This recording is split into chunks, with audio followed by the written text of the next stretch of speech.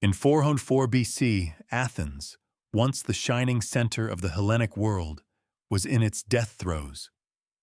The 27-year war with the Peloponnesian League had ended in a crushing defeat. The loss of an entire generation and the depletion of the treasury were a terrible price to pay, but even more devastating was the moral collapse. The city was broken. This humiliation took on tangible, visible symbols. The ritualistic destruction of Athens' former power became the final act of the drama. To the sound of flutes and the triumphant cheers of the Spartans, the long walls, the symbol of the city's invincibility, fell. It seemed as though the city's own patroness, Pallas Athena, had abandoned it. This was not just a military defeat. It was a total, profound humiliation. The decline affected everything, from the army to trade and the system of government. The city's economic and political life came to a standstill. The once bustling port of Piraeus lay empty, its trade routes severed. Democracy was replaced by a puppet regime. A Spartan garrison brought a group of 30 local oligarchs to power, completely dismantling the previous government. The city, stripped of its fleet and walls, lost all its strength. This new regime quickly revealed its true nature, transforming into a bloody dictatorship. The new rulers, who went down in history as the 30 tyrants, plunged Athens into an abyss of fear. Their brief reign became a time of monstrous violence. Executions without trial, denunciations, and the confiscation of property became commonplace. Mutual distrust and terror gripped Athenian society. The power of this Spartan-backed junta was maintained solely through terror, and in this oppressive atmosphere lived our main character. A young aristocrat named Xenophon wandered the streets of the ruined city. The son of Gryllus from the deme of Erchia, he belonged to the equestrian class, the Hippies, the elite of Athenian society. In that fateful year, he was about 25 years old. It was at this age, when ambitions are particularly strong, that there were no prospects left for a man of his standing in the defeated city of Athens. For a 25-year-old aristocrat, raised on the ideals of former greatness, the future seemed dead. His lineage now only aroused suspicion, and all the values he had absorbed since childhood had been trampled by the war's outcome. In the city square, the Agora, he witnessed the poverty of veterans every day. There were no opportunities for him to realize his potential. His world had collapsed, and his reality had become a prison. Xenophon's nature yearned for great deeds, but reality was suffocating him. He heard of his fellow citizens' executions and saw the glory of Marathon and Salamis turn into a bitter memory. His body, trained for battle, and his mind, sharpened for grasping ideas, were trapped in the cage of a fallen city. The career as a general and politician that was destined for him had vanished. But far to the east, a new conflict was already brewing. While Athens lay in ruins, a storm was gathering in the mighty Persian Empire. A fateful conflict was destined to attract thousands of desperate Greek mercenaries seeking to put their swords to use. Xenophon, whose future in his homeland had been destroyed, did not yet know that he would soon be among them. Fate was preparing an incredible path for him, one he could not have imagined while watching the decline of his city. He was destined to march thousands of kilometers, to journey into the very heart of a hostile empire, a path full of despair and betrayal. He was fated to transform from an aristocrat philosopher into a leader, to save 10,000 lives, and to immortalize his name not only with the sword, but also with the pen. But at that moment, he was just a bewildered young man, searching for his way in a fallen city that had betrayed its ideals. In a state of complete uncertainty, he wandered the streets, listening to the speeches of his teacher, Socrates. Where could he find a new path when all the old roads were destroyed? Xenophon did not yet know that the answer to his silent questions was already on its way to him, in a letter from an old friend in Asia. A letter destined to change his life forever. And now, we turn to his origins and early years. Xenophon was born around 430 BC into a noble and wealthy Athenian family. His father, Gryllus, belonged to an ancient lineage, which automatically made his son a member of the highest property class, the Pentakosio. Belonging to the equestrian class opened all doors for him. He had the best possible start one could imagine in the world at that time. His aristocratic background predetermined his entire way of life. Membership in the equestrian class was not just a title but a whole culture. From a young age, he was trained in weaponry, horsemanship, and gymnastics. The entire system of his upbringing was aimed at a single goal: service to the polis. It seemed to young Xenophon that a clear and brilliant future, full of valor and glory, lay ahead of him. His childhood coincided with the peak of Athens' power, the golden age of Pericles. He grew up absorbing the atmosphere of intellectual flourishing and imperial pride. The city treasury was overflowing with tribute from its allies. The majestic Parthenon was being built before his eyes, and philosophical debates raged in the agora. He was raised on heroic tales of victories over the Persians. He grew up in a truly great time.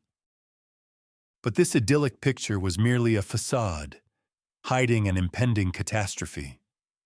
When Xenophon was only a few years old, in 431 BC, the Peloponnesian War broke out.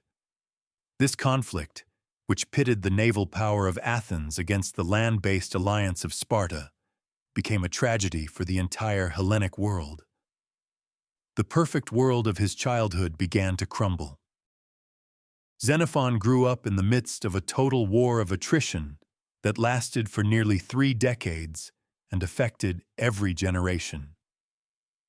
This was not a series of short campaigns, but a prolonged conflict.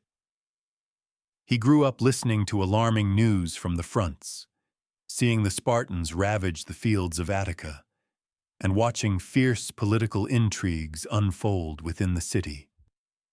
The war became the grim backdrop of his coming of age. The most devastating blow to the city was the plague epidemic in 430–429 BC. It claimed the lives of a third of the population, and among its victims was Pericles himself, the leader of Athens. His death opened the way for irresponsible demagogues and political adventurers to seize power.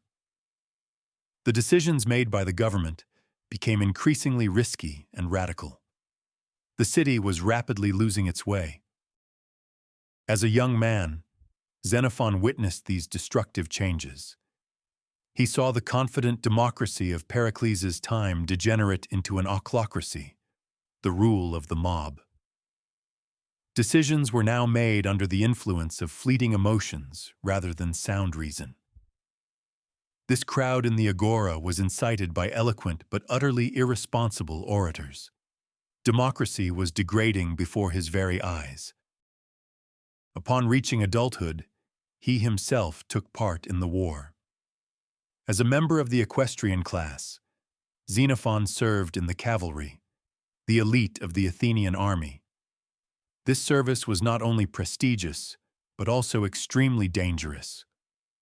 Patrolling, reconnaissance, and covering the heavy infantry of the hoplites. In these battles, he learned to master his horse, instantly assess the terrain, and make swift decisions in the heat of combat.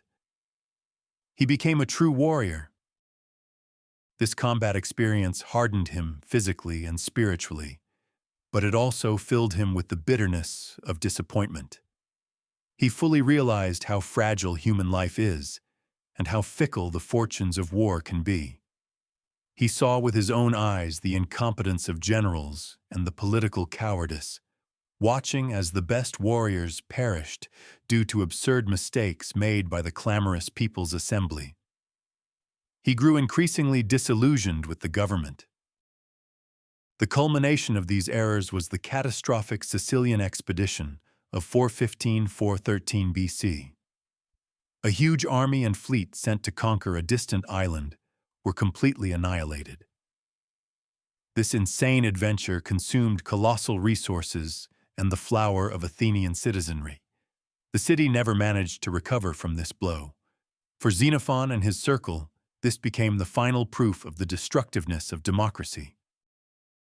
Among the aristocratic youth, sympathies for oligarchy were growing. They dreamed of the rule of the best, a stable and predictable government similar to Sparta's. In their view, only such an order could save the polis from the madness of the crowd and the errors born of democracy. Against the backdrop of military defeats, oligarchy seemed the only rational solution. The final defeat of Athens was the logical outcome of this long-term crisis. Having received Persian gold, Sparta built a fleet and, in the Battle of Aegospotami, crushed the last of its enemy's forces. A blockade by land and sea led to a terrible famine and a humiliating surrender in 404 BC. The great city of Athens had fallen. A brutal oligarchic junta seized power in the city. This junta, known as the 30 Tyrants, was led by Critias, a former student of Socrates who had become his sinister antipode. They sought to forcibly restructure the Athenian state along Spartan lines, relying on terror. Their regime was based on the physical elimination of opponents and the complete destruction of democratic institutions. For Athens, a period of unprecedented terror began. For moderate aristocrats like Xenophon, this was a time of an incredibly difficult choice. He accepted neither the extremes of democracy nor the cruelty of the tyrants. Many of his friends either joined the new regime or became its victims. He found himself caught between a rock and a hard place, in a situation where even attempting to remain neutral was mortally dangerous. In this atmosphere of fear and the total collapse of former values, the young and vigorous horseman found himself at a loose end. The Athens of his youth, a city of honor and justice, had turned into a place of despair. Xenophon, it seems, tried to stay out of it, but the old world had vanished forever. In the new reality, his skills and background became not just useless, but dangerous. The complete lack of any prospects in his homeland forced him to seek a way out. Xenophon's military talents were not needed by a humiliated city, which the victors had forbidden from having a large fleet and army. His aristocratic origins made him suspect to any authority, whether the tyrants or the democrats who later returned. A sense of hopelessness made him turn his gaze beyond Attica, to where a skilled warrior could still find a use for himself. But even amidst this political chaos, intellectual life in Athens had not faded. Its center was the philosopher Socrates. He had no formal school, wrote no books, and took no money for teaching. His method was lively conversation with anyone he met on the streets and squares of the city. In this sage wandering among the ruins, young Xenophon found his mentor. Meeting Socrates was a turning point for Xenophon. He was completely captivated by the personality and method of this unusual thinker. Conversations with him shaped his moral compass for the rest of his life. The ideas he learned from his teacher became his inner core in the most difficult trials. He had found his guiding star. The Athenian agora, the pulsating heart of the city, was the stage for this teaching. Amidst the market noise and bustle, Socrates would appear, unattractive, resembling a satyr with bulging eyes. He could stop a self-assuredly striding politician and begin asking him simple questions about virtue or justice. Under the barrage of his skillful questions, all arrogance would vanish, and the interlocutor would be forced to admit his own ignorance. For Xenophon, who was familiar with the sophists, paid teachers of wisdom, such an approach was a revelation. For a fee, the sophists taught how to win any argument, claiming that truth was relative. Socrates, however, began with an admission of his own ignorance. I know that I know nothing. His goal was not to win a debate, but to jointly search for truth with his interlocutor, to help in the birth of genuine knowledge. He taught not to argue, but to think. Unlike another famous student of Socrates, Plato, Xenophon was little interested in abstract metaphysical questions. As a practical man, he sought applied ethics. How to be a good commander, how to live a worthy life, how to become a virtuous citizen. It was in conversations with his teacher that he found answers to these vitally important questions. Socrates taught that virtue, or arete, is knowledge. No one does evil willingly, but only out of ignorance. To be truly brave, one must know precisely what should and should not be feared. To be just, it is first necessary to know what justice itself is. Thus, knowledge became the foundation of all morality. But the main idea that Xenophon carried with him throughout his life was the concept of enkrateia, self-control, self-mastery.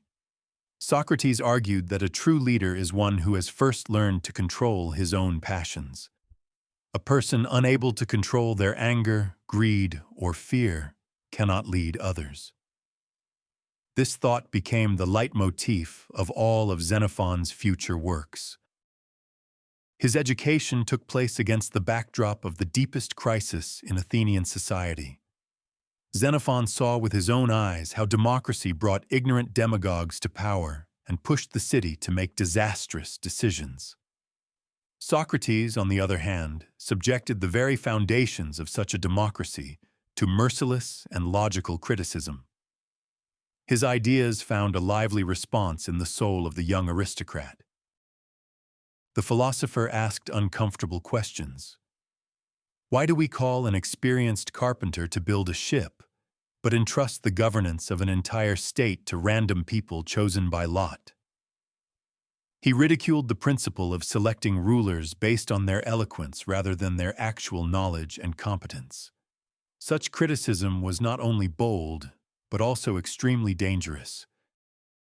In the eyes of many Athenians, Socrates was a man who undermined the foundations of society. His reputation was also tarnished by his association with odious political figures like Alcibiades and the tyrant Critias, although the philosopher himself never approved of their actions. After the restoration of democracy in 403 BC, the anger of the people, seeking scapegoats for the city's woes, turned on him. Socrates became the perfect scapegoat. In 399 BC, while Xenophon was far away in Asia, his teacher was brought up on absurd charges and sentenced to death. The news of the execution was a terrible blow to Xenophon. This event became for him the final confirmation of the depravity of Athenian democracy. The city he was supposed to protect had killed the wisest of men. Democracy had destroyed wisdom. This event largely predetermined his future fate, including his service to the enemies of Athens and his long exile. To defend the memory of Socrates, Xenophon would later write several works: Memorabilia, Apology, and Symposium. In them, he would create an image not of an abstract metaphysician, as Plato did, but of a wise and practical mentor, a teacher of morality. He immortalized his teacher in words. Xenophon sought to prove that his mentor did not corrupt the youth, but on the contrary, instilled in them moderation, piety, and civic virtue. The lessons learned in the Athenian agora became his inner core. This philosophy allowed him to withstand the most desperate situations that fate had in store for him. Meanwhile, a dynastic conflict was brewing in the east. While Athens was going through its crisis, clouds were gathering over the Persian Achaemenid Empire. The death of King Darius II in 404 BC provoked a struggle for the throne between his sons. The elder, Arsaces, ascended to the throne under the name Artaxerxes II. But he was challenged by his younger brother Cyrus, the favorite of their mother, Queen Parysatis. These two brothers were complete opposites, and their clash was inevitable. Artaxerxes was indecisive and cautious, preferring palace intrigues. Cyrus, on the other hand, was young, charismatic, and immensely ambitious. Even during his father's lifetime, he had been appointed satrap of key regions in Asia Minor and had proven himself a brilliant administrator and commander. Unlike many Persian nobles, he was direct and generous, which the Greeks particularly valued. He was a born leader. Cyrus highly valued the fighting qualities of the Hellenes. At the end of the Peloponnesian War, he had backed Sparta, supplying it with money to build a fleet, which brought it the final victory. He had personally witnessed the invincible power of the hoplite phalanx and the discipline of Greek warriors. He realized that these men would be the perfect tool to carry out his daring plan to seize power. Relying on a formal pretext, he was born when his father was already king. Unlike Artaxerxes, and on his own indomitable will, Cyrus began to secretly prepare a rebellion. He believed the throne rightfully belonged to him. However, his conspiracy was uncovered almost immediately after his brother's coronation, which nearly cost him his life. Immediately after Artaxerxes' accession to the throne, the satrap Tissaphernes, a longtime rival of Cyrus, informed the new king about him. Cyrus was arrested, and his imminent execution was averted only by the desperate pleas of his mother, Queen Parysatis. Artaxerxes made a fatal mistake. He not only forgave his brother, but also returned all his possessions in Asia Minor. The enemy was released and given back his power. Insulted and humiliated, but not broken, Cyrus returned to his capital, Sardis. Now he acted much more cunningly. Under the plausible pretext of fighting rebellious mountain tribes, he began to assemble an army. The core of this force was to be Greek mercenaries, or misthopheroi, whom he secretly recruited throughout Hellas. He was preparing to strike back. After the end of the Peloponnesian War, Greece was flooded with thousands of professional soldiers left without homes or work. Hardened by decades of fighting, these men knew nothing but warfare and were ready to serve anyone who paid well. For Cyrus, who possessed immense wealth, they were the ideal resource.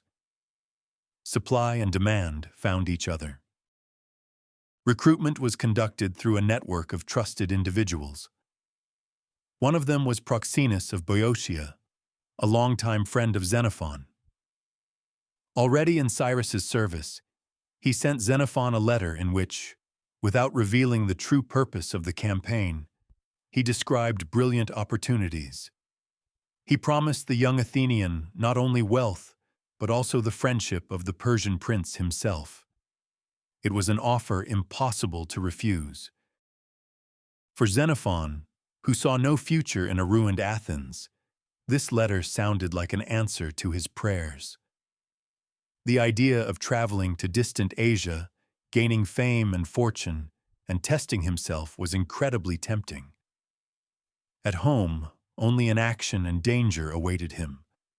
This was his only chance to escape the suffocating atmosphere of decline. However, being a pious and cautious man, he decided to first seek the advice of Socrates. The philosopher, fully understanding all the risks of serving a Persian satrap, advised his friend to consult the oracle of Delphi. Driven by a thirst for adventure, Xenophon was cunning. Instead of asking, "Should I go?"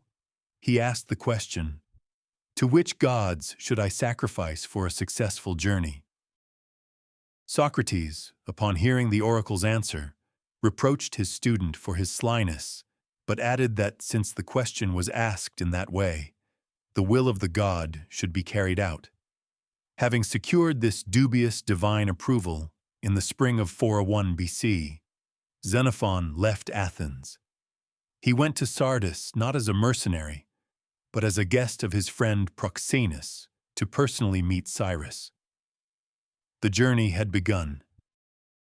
He did not yet realize that he was embarking on a path that would take him thousands of kilometers deep into a hostile empire. He had no idea that he would become a participant in a grand military drama on the banks of the Euphrates. He did not suspect that his return home would go down in the annals of military history as one of the greatest feats, immortalizing his name and the names of his 10,000 comrades. In the spring of 401 BC, Sardis was bustling with life. Detachments of mercenaries flocked here from all over the Greek world: Spartans, Arcadians, Achaeans. It was officially announced that Cyrus was gathering an army for a campaign against the rebellious mountaineers of Pisidia. This goal seemed plausible enough and did not arouse particular suspicion among the Persian authorities. An army for a rebellion was assembled under the guise of a police operation. Arriving in Sardis, Xenophon was struck by the scale of the assembled forces.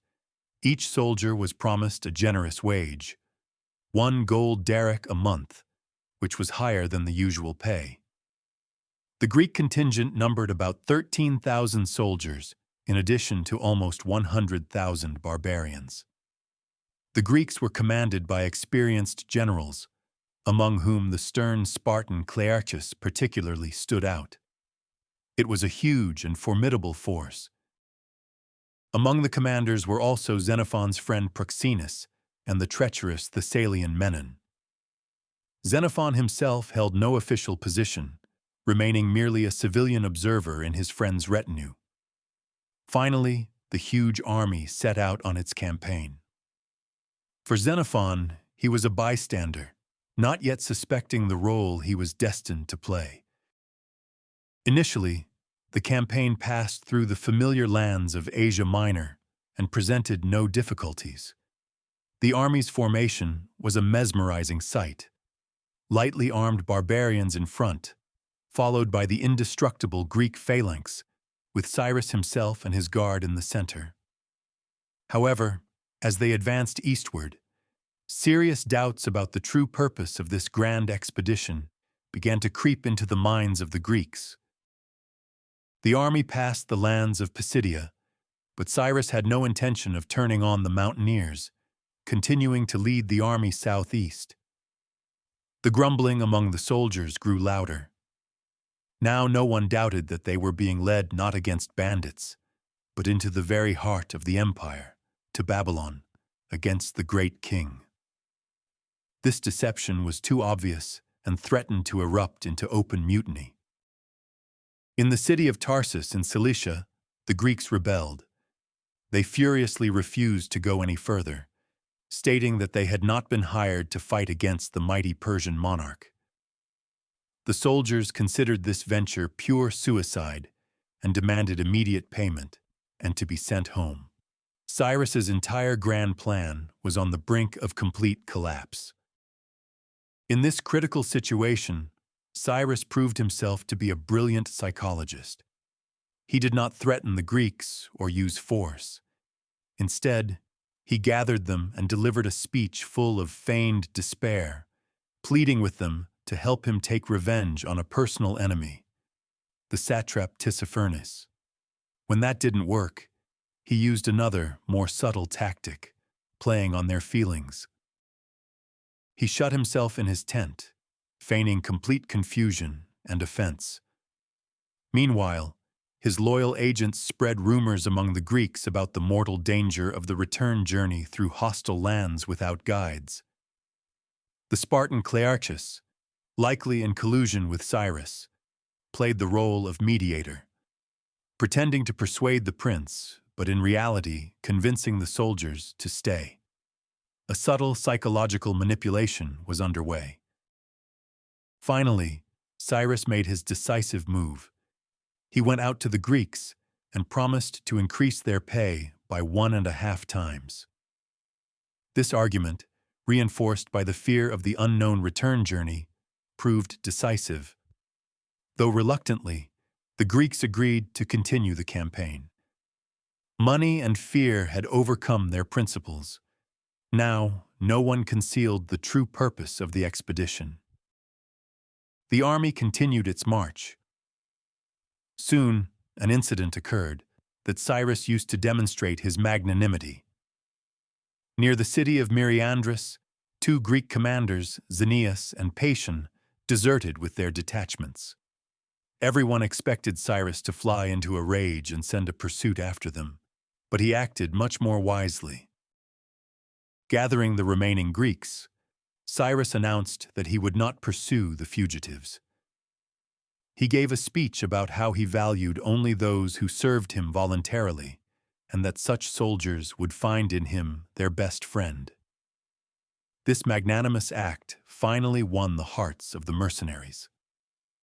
They realized they were serving not a typical Persian despot, but a man of honor and his word. The climax of the campaign came at the city of Thapsacus on the Euphrates River. Here, Cyrus finally dropped all pretense. He officially announced that he was leading the army to Babylon to overthrow his brother Artaxerxes from the throne. He promised every Greek soldier, in addition to their pay, a huge reward in case of victory, 5 minas of silver, which was more than 2 kilograms of the precious metal. The generous promises and the personal loyalty to Cyrus, which he had so skillfully won, did their work. The army was seized with enthusiasm. After crossing the Euphrates, the Greeks entered the very heart of the Persian Empire, Mesopotamia. They ceased to be mere mercenaries and became comrades in a great enterprise. The Rubicon had been crossed. The way back was cut off. A decisive battle awaited them. After the crossing, the army moved south along the left bank of the Euphrates. The march across the scorched Mesopotamian plain was grueling. The soldiers were tormented by the blazing sun, a lack of water, and a shortage of provisions. Scouts reported that Artaxerxes was assembling a huge army, but there was still no sign of it. Finally, near a place called Cunaxa, the opposing armies came face to face. In early September of 401 BC, at Cunaxa, just 90 kilometers from Babylon, the Greeks were met with a terrifying sight. The royal army, estimated to have between 400,000 and 1 million soldiers, vastly outnumbered Cyrus's forces. The mercenaries were particularly alarmed by the scythed chariots, specifically designed to tear through the ranks of infantry. Cyrus arranged his army for battle. The right flank, which rested on the Euphrates River, was occupied by the Greek mercenaries under the command of Clearchus. This was the main strike force. Cyrus himself, with a detachment of 600 cavalry bodyguards, took his position in the center, opposite where his brother was expected to be. The left flank consisted of his Asian subjects. The formation was logical and well thought out. Before the battle, Cyrus, without a helmet so that his soldiers could see his face, rode along the Greek ranks, accompanied by Xenophon. He gave an encouraging speech, saying that their freedom and valor were worth more than the countless hordes of his brother's slaves. He gave Clearchus a clear order to attack the center of the Persian army where the king was, as this was the key to a quick victory. However, The experienced but overly cautious Spartan Clearchus disobeyed the order. He was afraid of detaching his flank from the river and being surrounded by superior enemy forces. Instead of striking the center as Cyrus had demanded, he led the Greek phalanx straight ahead, against the wing of the Persian army facing them. This act of disobedience had fatal consequences. The battle began. Maintaining perfect formation, the Greeks advanced on the enemy in complete silence. When they came within arrow range, they let out a deafening war cry, struck their spears against their shields, and broke into a run. This coordinated and menacing charge had a stunning effect on the Persians. The barbarians wavered and fled in a panic, without even engaging in hand-to-hand combat. The attack of the scythed chariots also failed. The disciplined hoplites simply parted their ranks, letting them pass through, and then struck down the drivers with spears and javelins. The right flank of the royal army was completely crushed and scattered. Carried away by the pursuit of the fleeing enemy, the Greeks advanced far ahead, confident that the battle was already won. But they were mistaken. At that very moment, the decisive event was taking place in the center. Cyrus saw the Persian center outflanking his weakened left wing. In the distance, he spotted his brother Artaxerxes, surrounded by his guard of immortals. Seized by fury and a lust for battle, Cyrus made a fatal decision. At the head of his bodyguards, he launched a desperate charge directly at the king. With a cry of, "I see him!" he surged forward. His charge was so swift that he managed to break through the ranks of the bodyguards. In a furious duel, he clashed with Artaxerxes himself and even wounded him in the chest with a javelin. But at that moment, one of the king's soldiers threw his spear and hit Cyrus right under the eye, killing him instantly. The leader of the rebels had fallen. A fierce battle erupted around Cyrus's body, in which all of his loyal bodyguards perished. The head and right hand of the rebellious prince were cut off as a sign of the king's complete victory. When the Greeks finally ceased their pursuit and returned, they were horrified to learn that their employer was dead. Having won their battle, they had lost the entire war. They were now alone in the heart of a hostile empire. Cyrus's death plunged the Greeks into shock and utter confusion. They had achieved a brilliant tactical victory, but found themselves in a hopeless, strategic dead end. Their employer was dead, and the Asian part of his army, under the command of Anabasis, had cowardly retreated upon learning of their leader's demise. The Greeks were left completely alone. The next day, it became clear just how desperate their situation was. King Artaxerxes sent envoys with a humiliating demand to lay down their arms immediately. But Clearchus, on behalf of all the Greeks, gave a proud reply. Victors do not surrender their arms. They stated that they were either prepared to serve the king on honorable terms or fight their way home.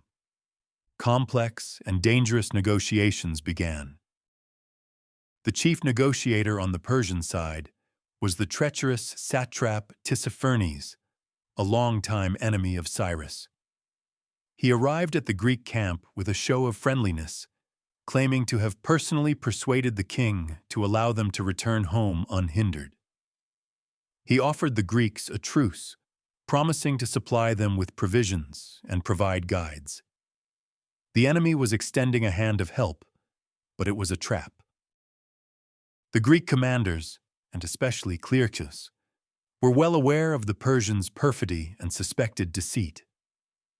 However, they had no other choice. Fighting their way through the entire empire seemed like pure suicide. After long arguments and doubts, they accepted Tissaphernes' offer and concluded a truce. It was a risky deal, based on the word of an enemy. The Greek army, accompanied by a Persian force, moved north along the Tigris River. For several weeks they marched together, but the atmosphere was extremely tense. The Greeks and Persians kept their distance, and skirmishes constantly broke out between the soldiers. The mercenaries saw the Persians burning villages along their path, depriving them of food. Mutual distrust grew with each passing day. To resolve this tense situation, Clearchus demanded a personal meeting with Tissaphernes. The Persian satrap readily agreed, convincing the Spartan that all misunderstandings were the work of slanderers in the Greek army. He proposed that all the senior Greek commanders, the generals and captains, come to his camp for a joint council to identify the culprits. The trap was set. Despite warnings from more cautious comrades, the stubborn and authoritarian Clearchus trusted Tissaphernes. He persuaded the other commanders to follow him. 5 generals, including Clearchus himself and Xenophon's friend Proxenus, as well as 20 captains, went to the Persian camp. They were accompanied by an escort of 200 soldiers, who were left to wait at the gates. They were walking straight into the lion's mouth. What happened next was an act of the greatest treachery. As soon as the Greek commanders entered Tissaphernes' tent, they were set upon by guards. The 20 captains were killed on the spot. The 5 generals were seized, put in chains, and sent to the king for torture and execution. The 200 soldiers waiting outside were slaughtered. In one fell swoop, the entire army was decapitated. In the Greek camp, they anxiously awaited the return of their leaders. Instead, a horseman who had survived the massacre came galloping towards them, a turncoat, and told them the terrible truth. The army, deprived of its entire command structure, plunged into an abyss of despair. The soldiers realized this was the end. Hope was dead. That night, no one in the camp lit a fire or prepared a meal. The soldiers simply lay on the ground, mourning not so much their fallen commanders as their own fate. They thought of their homes, wives, and children, whom they would never see again. Their faith in the oaths sworn before the gods had been cynically trampled. It was the darkest night of their lives. But it was in this hour that the modest Athenian observer stepped onto the stage. Xenophon, like everyone else, could not sleep, grieving deeply over the death of his friend Proxenus. He was neither a general nor a captain, but merely a private individual. The thought of a shameful death in captivity or slavery was unbearable to him. Dozing off for a moment, he had a prophetic dream. A thunderstorm, lightning strikes his father's house, and everything around is illuminated by a bright light. Waking up, he began to ponder the meaning of the dream. On the one hand, it could foretell death, but on the other, the light from Zeus's lightning could also be a sign of salvation. And then a thought struck him. Why was he doing nothing? The night was passing, and at dawn, the enemy would appear. Why was everyone passively awaiting their fate instead of preparing to defend themselves? Inaction was tantamount to death. This thought became a turning point. Passive waiting was certain doom. Xenophon immediately got up and found the surviving captains from the slain Proxenus's contingent. He addressed them with a fiery speech, not hiding the dangers, but appealing to their honor and dignity. He reminded them that they were Hellenes and had no right to surrender to the mercy of treacherous barbarians. He told them that their only salvation lay in their own valor and iron discipline. He proposed to immediately elect new commanders to replace the slain ones and to prepare for battle. Xenophon's energy and confidence ignited a spark of hope in the hearts of the disheartened officers. They agreed and asked him to go with them, to assemble all the surviving commanders for a council. By midnight, about 100 commanders had gathered. After a brief speech by the Spartan Chrysippus, Xenophon took the floor. He did not sugarcoat their desperate situation, but presented it not as a tragedy, but as the greatest of challenges. He declared that the Persians' treachery had freed them from all previous oaths. He managed to completely change the assembled men's perspective on what was happening. He instilled confidence in them by pointing out their undeniable advantages. The Greeks were better armed, more disciplined, and most importantly, were fighting for their own lives and freedom, while the Persians were slaves fighting for their master. He argued that the enemy feared them, and that was precisely why they had resorted to cowardly murder. He gave them faith in themselves and proposed a concrete plan of action. Xenophon's plan was simple and logical. First, to immediately elect new generals and captains to restore the command structure. Second, to burn everything superfluous, tents, wagons, loot, so that nothing would hinder their movement. And third, to develop a new tactic for the march. To move in a hollow square battle formation, protecting the baggage train and non-combatants in the center. Xenophon's speech, passionate and logical, made a huge impression. It gave the soldiers, who had recently been in a state of prostration, hope and a clear plan. They unanimously approved all his proposals. Elections were held immediately. The Spartan Chrysippus was elected in place of Clearchus, and Xenophon himself in place of his fallen friend Proxenus. The army had found new leaders.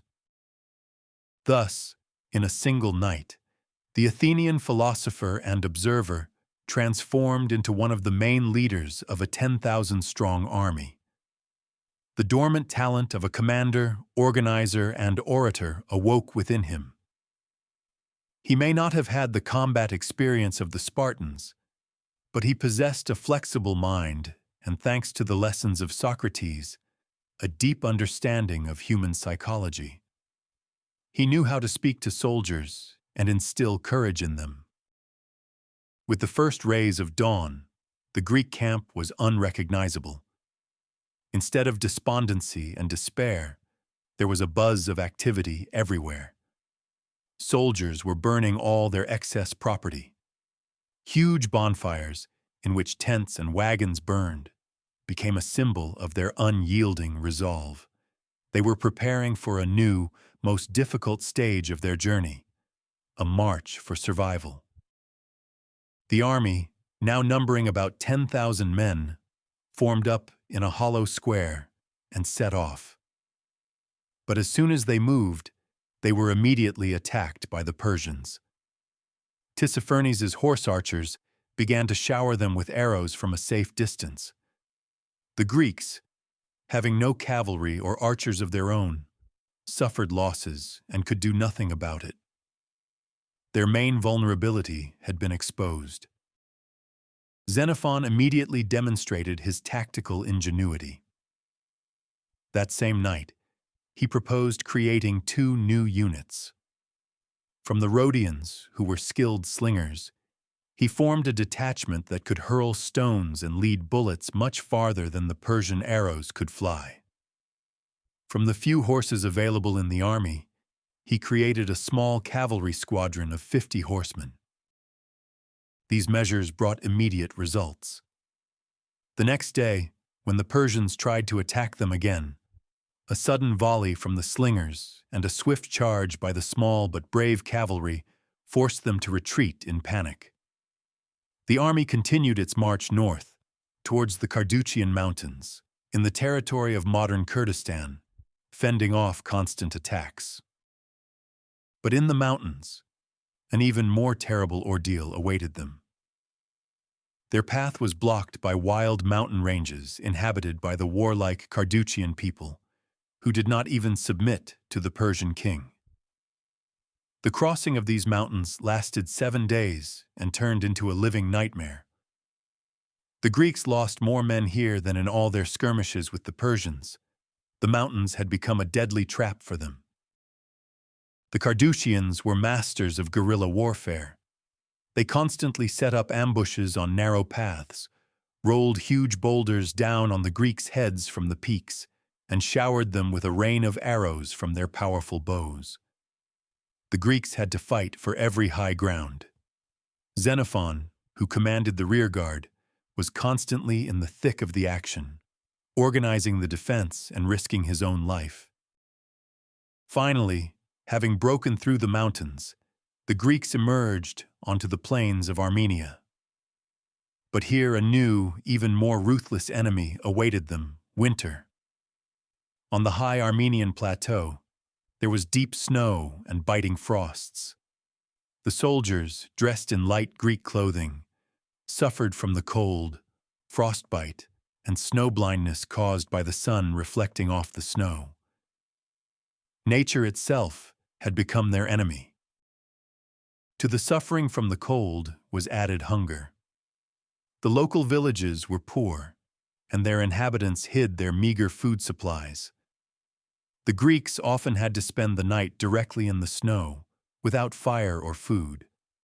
Many soldiers collapsed from exhaustion and froze to death. The army's morale, which Xenophon had worked so hard to raise, was once again at a low ebb. Death followed them at every step. At one of the most critical moments, when straggling soldiers, exhausted, refused to go on, preferring to freeze to death, Xenophon was forced to resort to extreme measures. He ordered his bodyguards to forcibly lift the fallen, understanding that any stop in this icy hell meant certain death for everyone. It was cruelty in the name of salvation. Despite all the hardships, the army stubbornly continued its march north. In those terrible days, Xenophon was the soul of the army. He shared all the hardships with the soldiers, walked on foot, helped the stragglers, and always found the right words of encouragement. His personal example prevented the men from completely losing heart and losing their last hope. That the Greeks were able to endure this torturous passage through snow and mountains seemed a true miracle. It was made possible only by their iron discipline and the outstanding leadership of their new commanders. After the Armenian highlands, the army reached the land of the Taochi, where they again had to fight for their food, storming their mountain fortresses. Then came the passage through the lands of the Chalybes, warlike metallurgists. Finally, they reached the rich city of Gymnias. The local ruler greeted them amicably, and wishing to get rid of such a formidable army as quickly as possible, provided them with a guide who swore to lead them to the sea in 5 days. This promise breathed new life into the exhausted warriors. For the Greeks, a nation of seafarers, the sea was not just water. It was synonymous with home, freedom, and salvation. It was the very goal that had led them through all the unimaginable suffering, giving them the strength to go on. The goal of their long and arduous journey was now very close. The guide led the army, and on the 5th day, as promised, they climbed a high mountain called Theches. Suddenly, the soldiers of the vanguard, the first to reach the summit, let out a loud, multi-voiced cry. Xenophon and the commanders of the rearguard, thinking the vanguard was under attack, rushed to their aid. But the cries grew louder, and there was no fear in them, but indescribable delight. When Xenophon reached the summit, he saw an unforgettable sight. Stern veterans, hardened in battle, were weeping, embracing, and falling to their knees. They pointed to the north, where on the horizon shimmered the long-awaited blue strip of water. From thousands of throats, only one word burst forth, full of joy and relief. Thalata! Thalata! The sea! The sea! The goal had been reached. This cry became the emotional climax of the entire campaign. In it, joy, relief, and the hope of a swift return home merged into one. The men who had traveled thousands of kilometers through hostile lands, deserts, and icy mountains finally saw proof that all their inhuman suffering had not been in vain. They had made it. They had survived. As a sign of gratitude to the gods, the soldiers built a huge mound of stones on the mountaintop. Then they descended into the land of the Macrones, who greeted them amicably, and after enduring one more battle with the Colchians, they finally reached the coast of the Pontus Euxinus, or the Black Sea, at the Greek colony city of Trapezus. They had reached civilization. Their arrival in Trapezus was a real celebration for them. Their fellow colonists welcomed them warmly. After staying in the city for about a month, the Greeks celebrated their salvation. They offered abundant sacrifices to the gods, Zeus the savior and Heracles the leader, and held grand athletic and equestrian competitions. It seemed that all their hardships were behind them, but their problems were far from over. The army was still thousands of kilometers from home, and they had neither money nor ships for the return journey. The question of what to do next split the army. Some proposed entering the service of local kings, others to look for ships, and still others to continue marching by land. Deprived of a single goal, the army, which had been saved by discipline, began to turn into an unruly mob. Unity was lost. The path from hope to its actual fulfillment turned out to be no less difficult than the march through mountains and deserts itself. Having reached the coast, the army ceased to be a single organism. The Spartan Navarch Anaxibius, who commanded the fleet in this region, promised them help with ships, but in the end deceived them. Wishing only to get rid of such a troublesome force in his territory as quickly as possible. The army slowly moved west along the southern coast of the Black Sea. This journey was marked by constant conflicts with both local tribes and Greek colonies, who were afraid of such a mass of armed men. The soldiers were not paid, they were exhausted, and they often resorted to looting.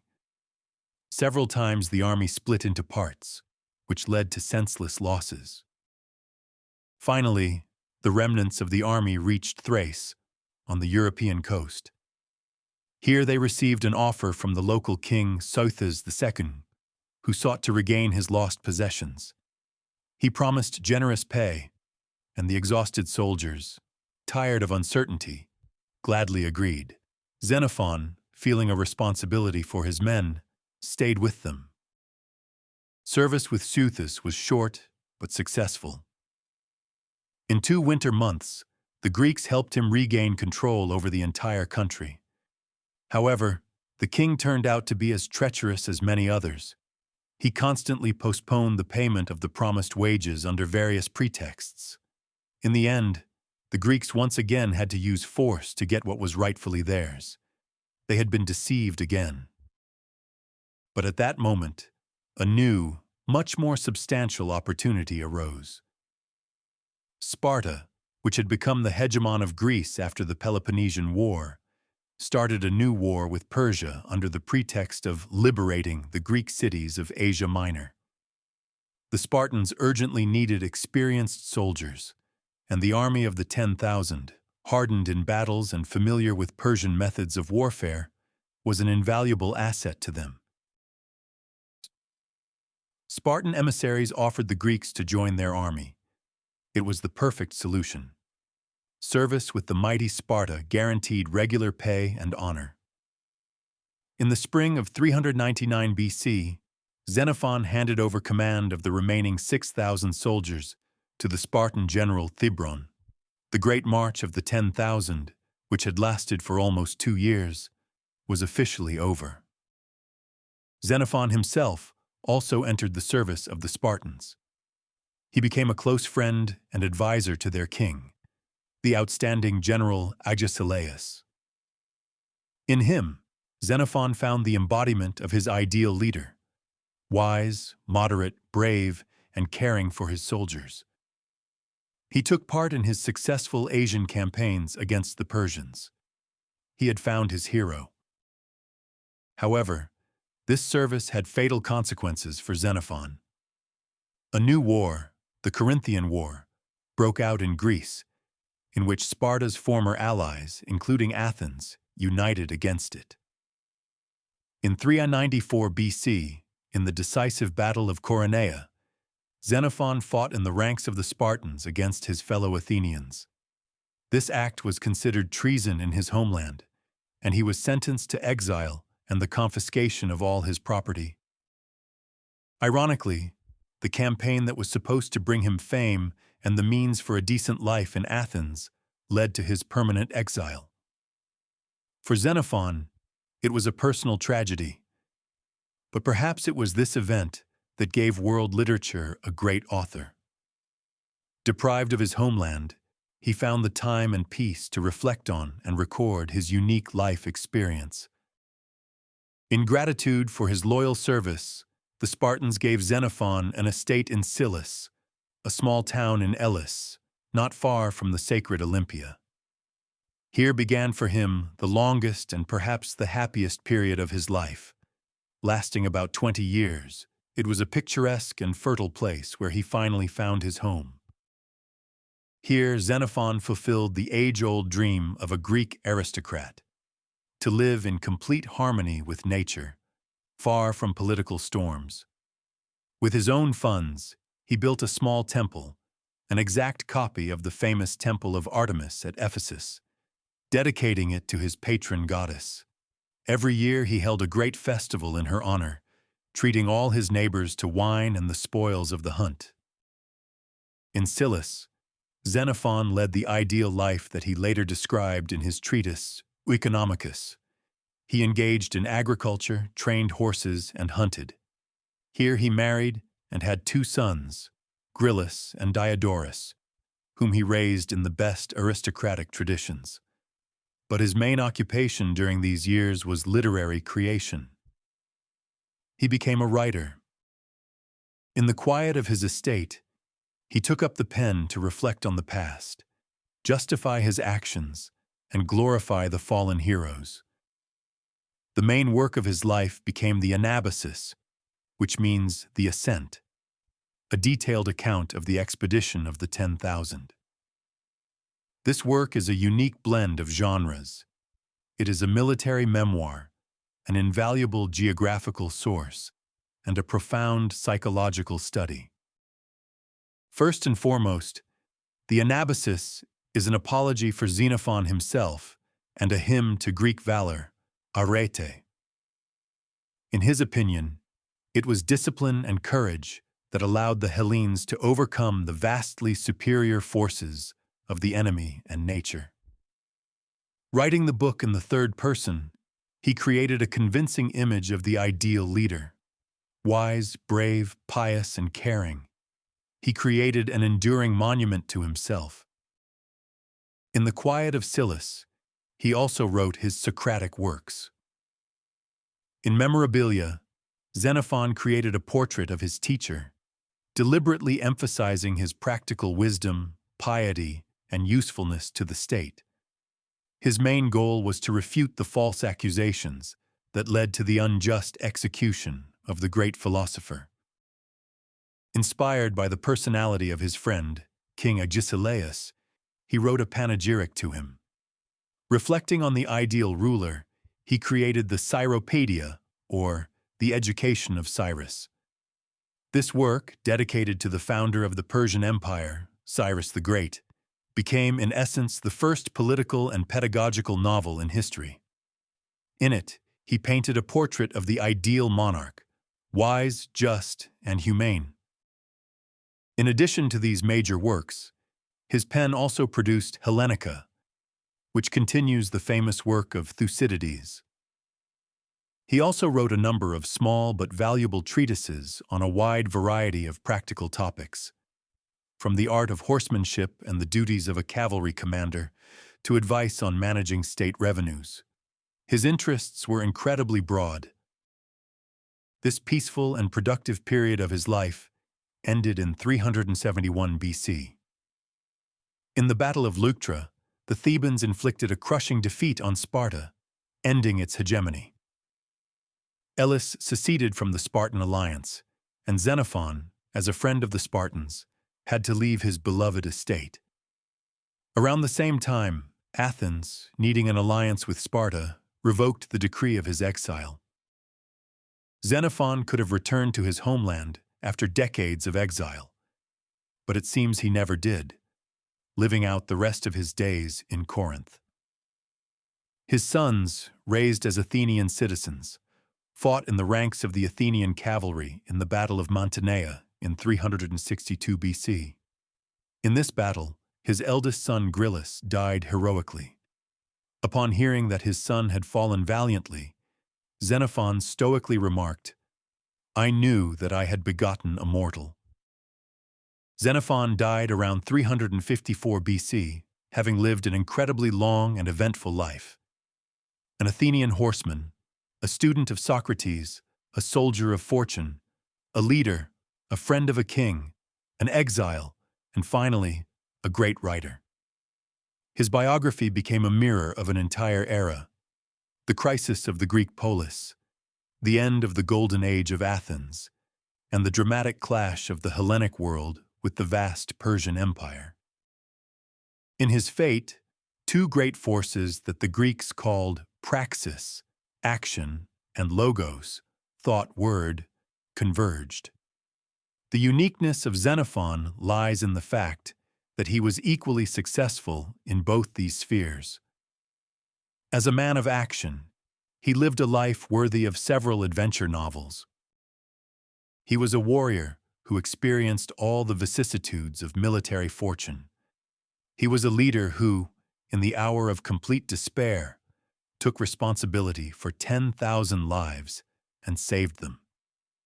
His Anabasis became not just a thrilling story, but a practical textbook on military tactics, logistics, and the psychology of leadership, studied by many great commanders, including Alexander the Great himself. The Anabasis clearly demonstrated to the entire Greek world one simple but important truth. The mighty Persian Empire, despite its immense wealth and vast size, was a colossus with feet of clay. A small but disciplined detachment of Greek hoplites could pass through it like a knife through butter. This lesson was not forgotten and predetermined the success of Alexander's future conquests. But the legacy of Xenophon, the writer, proved to be even more enduring than his military exploits. He did not possess the philosophical depth of Plato or the historical insight of Thucydides, but his strength lay elsewhere. It lay in the clarity of his exposition, his practical view of things, and his deep, genuine humanism. His books continue to speak to us today. His Socratic writings gave us a more down-to-earth and perhaps more historically accurate image of Socrates, complementing the idealized portrait created by Plato. His Cyropaedia became the progenitor of a whole genre of mirrors for princes, and had a huge influence on European political thought, right up to the Enlightenment. He enriched world culture. Assessments of Xenophon's personality and history have varied. He has been reproached for excessive self-praise in the Anabasis and for betraying his native Athens. He was indeed a man of his class, a conservative, an aristocrat who did not accept the extremes of democracy and sincerely admired the Spartan order. He was a product of his difficult era. But behind these ideological preferences lies something more. Xenophon was, above all, a humanist. In his works, one can see a deep and sincere interest in man, his motives, and his behavior in a wide variety of situations. Throughout his life, both on the battlefield and on his peaceful estate. He sought what the Greeks called arete, excellence and virtue. The story of Xenophon is an eternal reminder that leadership is not a title, but above all, a responsibility. He showed that even in the most desperate situation, one can maintain dignity, discipline, and the will to live.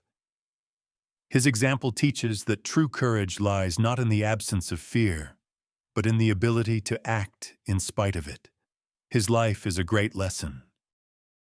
Xenophon's blade has long since turned to dust, but his pen proved to be far more durable than steel, carrying his name and the glory of his 10,000 comrades through the centuries. And as long as humanity values stories of great achievements and the indomitable strength of the human spirit, Xenophon will not be forgotten. If this story resonated with you, subscribe to our channel, give it a like, and share your thoughts in the comments so that we can continue to tell the stories of the great lives of the past.